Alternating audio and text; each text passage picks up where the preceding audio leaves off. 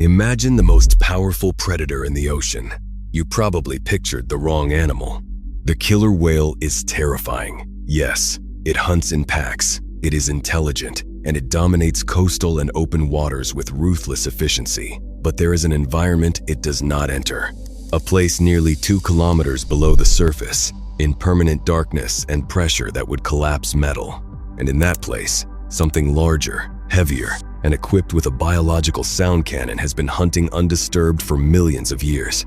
The sperm whale is the largest toothed predator that has ever lived on this planet. Its head, which fills nearly a third of its 60-ton body, is not an accident of evolution. It is a precision instrument. A waxy organ inside acts as a variable ballast system, controlling buoyancy without wasted movement. That same organ produces clicks at 230 decibels, the loudest sound ever recorded from any living creature, intense enough to physically stun prey at close range. Its skin is up to 35 centimeters thick. Its blood stores oxygen at concentrations no other mammal can match, allowing dives of over an hour in conditions that would kill anything else. And yet for centuries, we called it gentle, we called it peaceful. We built an entire cultural image around a slow giant drifting near the surface. That image was never accurate, and what replaced it is far more unsettling. To understand what it really is, you have to abandon the word whale for a moment. In biological terms, it belongs to the group of Odontocetes, the toothed cetaceans, which means its closest relatives are not the humpbacks or the blues, but the dolphins and the killer whales. It is, in essence, a hyper-developed dolphin, the size of a bus, with a jaw full of conical teeth that can exceed 20 centimeters in length, and a head so specialized that it occupies almost a third of its entire body. Its scientific name, Physeter macrocephalus, translates roughly as the blower with the enormous head. And that enormous head is not a decoration. It is a weapon, an instrument, and a diving system all at once. That massive forehead is filled with a waxy substance called spermaceti, a semi-liquid oil that changes density with temperature. When cold seawater flows through specialized nasal passages, the spermaceti solidifies and becomes heavier, helping the animal sink faster into the depths. When the animal wants to rise, it warms the tissue with its own blood flow. The wax liquefies, and buoyancy returns. In other words, the head is a variable ballast system, a biological submarine chamber that lets a 60-ton body descend nearly 2 kilometers below the surface without wasting energy fighting the water. But the spermaceti organ has a second function that is even more extraordinary. It is a sound cannon. The sperm whale produces the loudest sound of any animal ever measured, capable of reaching 230 decibels underwater. That figure by itself means little to most people, so consider this. A rifle shot next to your ear peaks around 170 decibels. The clicks of this predator are so intense that at close range, they can physically stun a squid, disrupt its nervous system, and leave it disoriented in the water column. The head is not just a diving tool. It is an acoustic rifle. The rest of the body follows the same principle of function over form. The skin is wrinkled and thick, up to 35 centimeters in some regions, protecting the animal from cold and from the scars left by combat with its prey.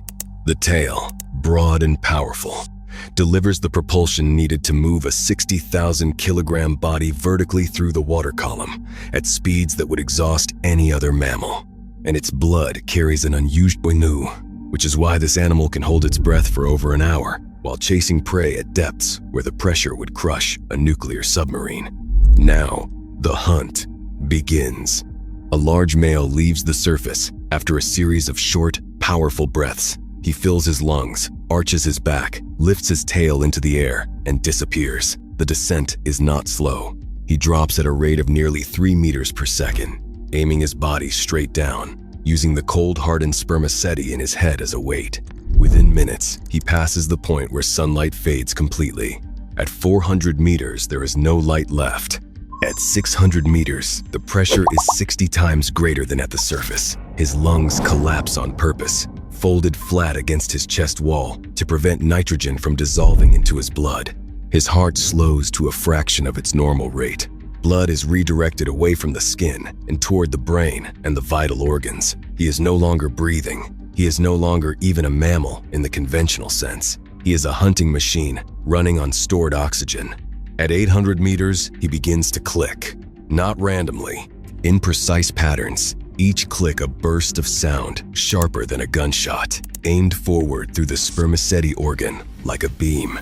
The sound travels through the water, hits an object, and returns as an echo. His lower jaw is packed with fatty tissue that channels those echoes directly to his inner ear. He is building a three-dimensional map of a world he cannot see, listening for the specific acoustic shadow of a body with soft tissue and hard beaks. He is looking for squid, and not the small ones. At around 1,000 meters, he finds one.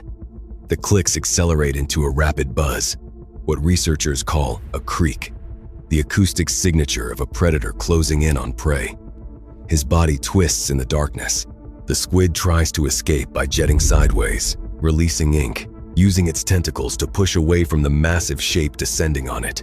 But the sperm whale is faster in the final approach than anyone would guess from its size. The jaw opens, the conical teeth close. The struggle lasts seconds. Sometimes the squid is a giant squid, Architeuthis, with eyes the size of dinner plates and tentacles longer than a city bus. Sometimes it is even larger. The colossal squid, found mostly around Antarctic waters, can exceed 500 kilograms and carries rotating hooks on its arms. The scars left on the heads and flanks of sperm whales, circular marks up to 15 centimeters wide, are the physical record of battles that no human has ever witnessed. Round rings of torn skin, arranged in perfect lines, drawn by suckers and hooks, fighting to hold on while the whale drags its prey up through the black water. The dive lasts 45 minutes, sometimes longer. During that time, the animal cannot breathe, cannot see, and cannot afford to make a single navigational mistake. When it finally returns to the surface, it does not rest immediately. It exhales in short, explosive bursts, ventilating its blood, restoring oxygen levels before the next descent. A large sperm whale can spend 3/4 of its life below 300 meters. The surface is only a place to reload. But this system, extraordinary as it is, has a cost. The deeper the dive, the more the body pushes against its own physiological limits. Every minute below 1,000 meters increases the risk of decompression damage in the tissues. The muscles burn through their oxygen reserves and switch to anaerobic metabolism, producing lactic acid that has to be flushed out during the recovery breaths. And that recovery period, floating slowly at the surface, is the moment when the sperm whale becomes vulnerable. Because there is one predator that has learned to wait for that exact window. They arrive in coordinated groups, sometimes 4, sometimes 10, moving in tight formation just below the surface. Their black and white bodies cut through the water without a sound. They are killer whales, orcas. And when a pod of experienced orcas identifies a sperm whale, especially a female with a calf, the atmosphere of the entire area shifts. The sperm whale group senses them long before they are visible. The clicks stop. The calm rhythm of surface breathing breaks. The adults gather into a defensive formation that biologists have named the marguerite. The marguerite is a circle. The adults face inward, heads together in the center, tails pointing outward like the petals of a flower. Sometimes the arrangement is reversed, with the heads pointing outward to bite, but the classic version places the powerful tails as the outer weapon. Calves and injured animals are pushed to the center, protected by a wall of adult bodies. The tails, capable of shattering bone with a single blow, sweep the surrounding water in wide arcs. Any orca that comes within range risks a strike that can crack its skull. The orcas do not attack head-on. They circle, they probe. They wait for one adult to break formation, for a calf to panic, for exhaustion to weaken the wall. They test each side of the marguerite, looking for the seam. Sometimes they succeed. Sometimes they retreat after hours without a single successful bite. The encounters can last an entire afternoon, and researchers who have witnessed them describe the water around the group as strangely quiet. as if the ocean itself were holding its breath. This is not a random encounter. This is a specific behavior with a specific name in the scientific literature. It is called Marguerite Formation Defense, and it is one of the clearest examples of cooperative anti-predator behavior in any large mammal. The sperm whales know exactly what the orcas are trying to do, and the orcas know exactly what the sperm whales will do in response. They have been performing this exchange for millions of years. But the question that opens up here is different. Why does the largest toothed predator on Earth, an animal capable of stunning giant squid with sound and diving to depths no other mammal can reach, need to hide inside a defensive circle at all? Why is a 60-ton hunter afraid of an animal a fifth of its size? The answer has several layers, and none of them fully cancels the others. The first layer is size distribution within the pod. The largest males, weighing up to 50 tons or more, generally travel alone or in loose associations across enormous distances of ocean. The animals that stay together in stable social groups are the females, the juveniles, and the calves. And a female sperm whale, while still an enormous animal, weighs a fraction of what a mature male does. She is fast, she is strong, but she is not big enough to intimidate a coordinated pod of orcas by size alone. The Marguerite exists because the individuals that need to be defended are not the giants of the species. The second layer is the calf. A newborn sperm whale is around 4 meters long and weighs about a ton. It cannot dive deep for long periods. It cannot outswim an orca, and its skin is soft and unscarred. For a hunting pod of orcas, a calf represents an enormous amount of energy in a package that cannot escape into the abyss. The mother knows this. The pod knows this. The formation is built around protecting that single vulnerability. The third layer is more subtle, and it connects back to the sound cannon in the head. The sperm whale is a creature of the deep. Its entire sensory system, its acoustic imaging, its navigation, its hunting technique, all of it is designed for a world without light, at depths where the water carries sound perfectly and threats come from a single direction. At the surface, in bright daylight, in shallow water, where sound scatters and vision matters, the sperm whale is operating outside its native environment. It is a submarine, forced to fight on the runway. Think of a nocturnal specialist, dragged into a lit stadium, still powerful, still dangerous, but no longer in command of the space around it.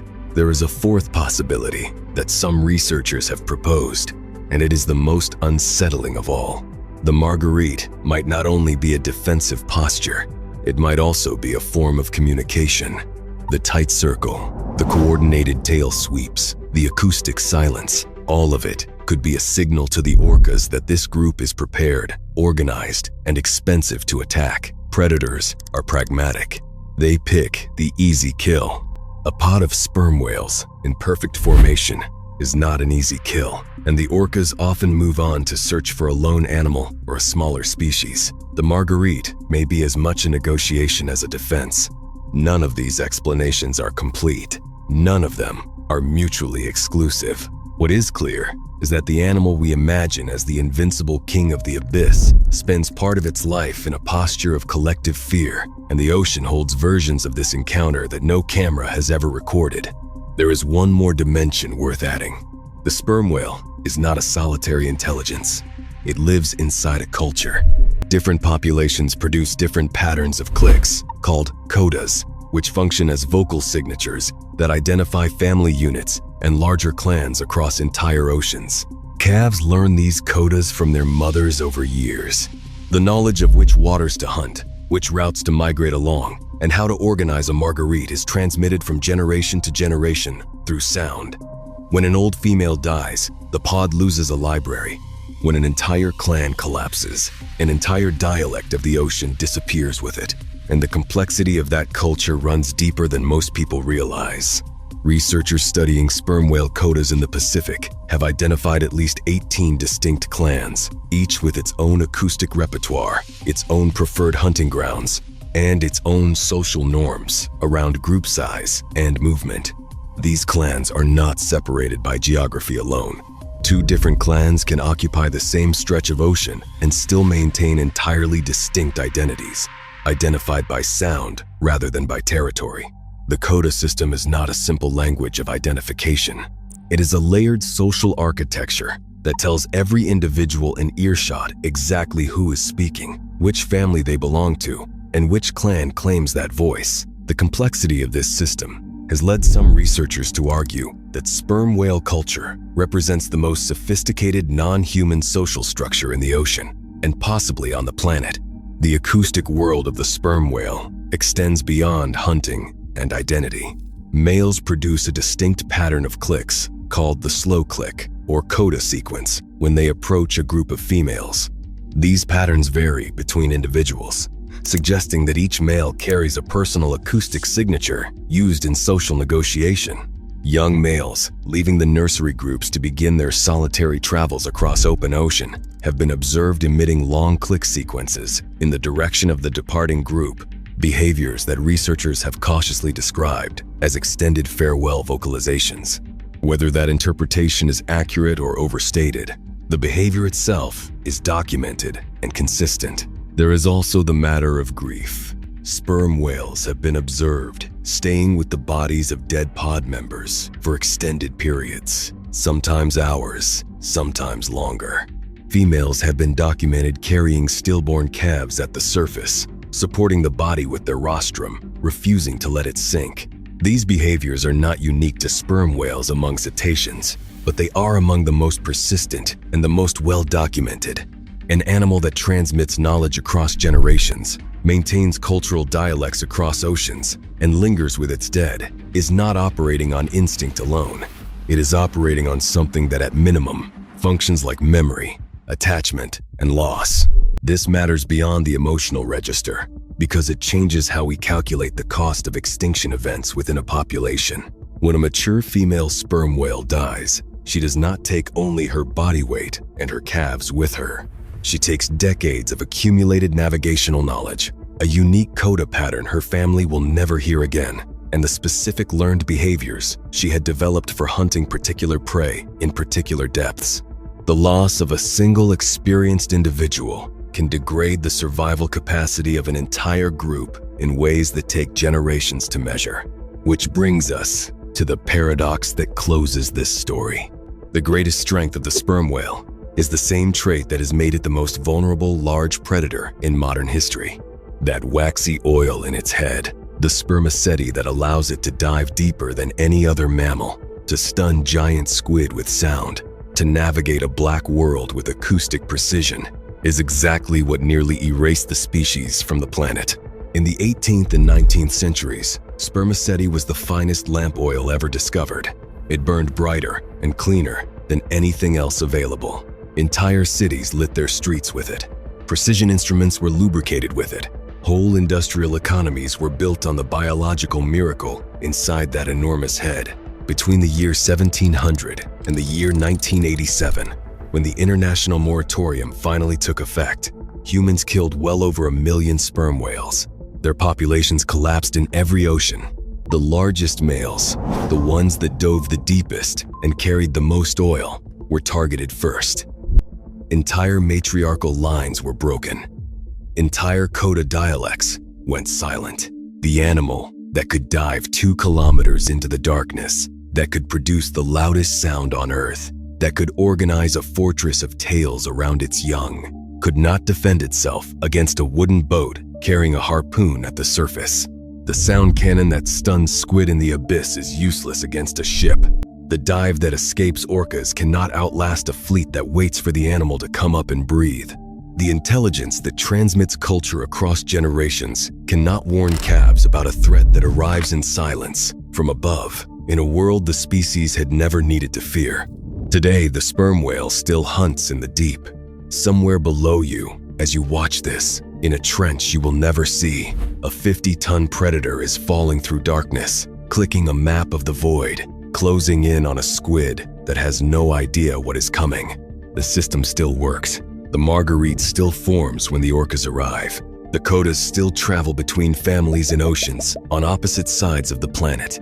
But the numbers have never fully recovered, and the animal that rules the abyss lives now in a version of the ocean that is quieter, warmer, and emptier than the one its grandmothers navigated.